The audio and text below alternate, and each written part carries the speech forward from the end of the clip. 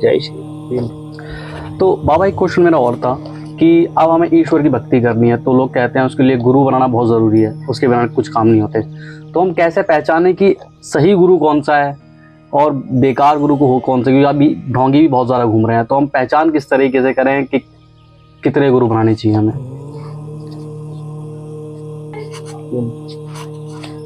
जय महाकाल, आशीर्वाद। तो आपने अभी एक प्रश्न किया, क्वेश्चन किया कि गुरु कितने बनाने चाहिए, उनको रास्ते पे लाने के लिए मुझे क्या क्या करना चाहिए।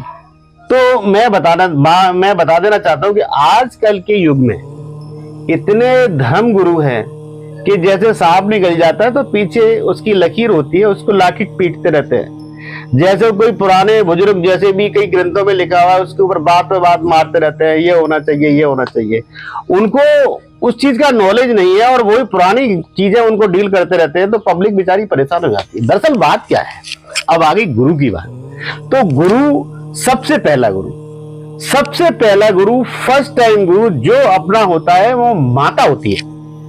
माता, पिता होता है लेकिन पिता को अपने वैसे फुर्सत नहीं है, बेचारा अपने काम काज में बिजी रहता है। तो सबसे ज्यादा ध्यान जो माता जी जो है ना, वो आपकी माता है, वो आपकी गुरु होती है। क्योंकि जो माताएं ईश्वर भक्ति में ध्यान लगाती है, जो भगवान पे भरोसा रखती हैं, वो सबसे पहले अपने बच्चे को भगवान का नाम लेने के लिए किसी न किसी शब्द का ज्ञान देती है कि आप इस ज्ञान को बेटा ऐसा करोगे तो आपको भगवान की प्राप्ति होगी, भगवान आपको हर बला से बचाएंगे, आपके साथ में अच्छा होगा, मंगल ही होगा, अमंगल नहीं होगा।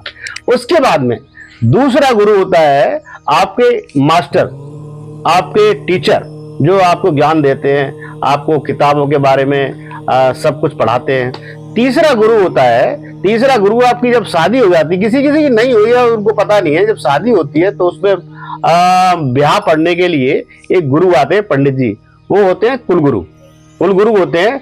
उनके अलावा चौथे गुरु जो होते हैं, चौथे पन पे आते हैं, वो होता है सदगति का रास्ता देने वाले गुरु, जैसे कि ऋषि हो गए, ज्ञानी हो गए, इस तरह से। तो सबसे पहला गुरु अगर आपकी माता ने ये शिक्षा दी है कि आपको ईश्वर पे भरोसा करना है और ईश्वर ही आपका ठीक करेगा, और ईश्वर का नाम ही अगर आपको दे देती है, चाहे वो महाकाल की भक्ति करती हो, चाहे वो श्याम की भक्ति करती हो, चाहे वो राधा की भक्ति करती हो, चाहे वो राम की भक्ति करती हो, सारी चीजें एक ही है, कोई अलग नहीं है।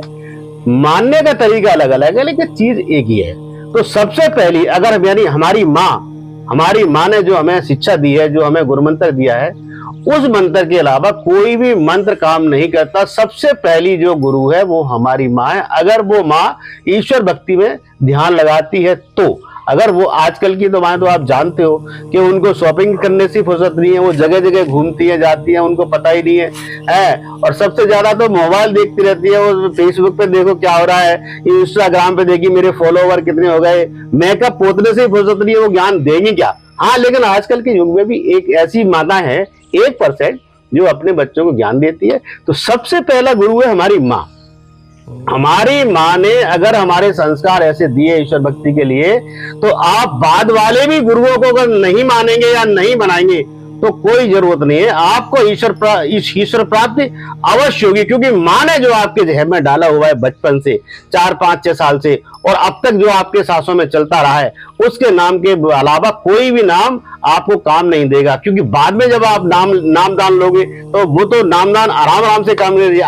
आपकी माँ ने जो आपको दिया हुआ है वो 40-45 साल से जो है, 50 साल से जो है आप उसको इस्तेमाल कर रहे हो, उसके जैसा नामदान कोई भी नहीं होता। तो मेरी माँ सबसे बड़ी गुरु है, उसके जैसा गुरु कोई हो ही नहीं सकता, दुनिया में नहीं हो सकता। तो आज की वीडियो छोटी बनाने के लिए हम इतना ही बता रहे हैं, अगली वीडियो में हम आपको और जानकारी देंगे। जय श्री राम, जय महाकाल, जय श्री राम।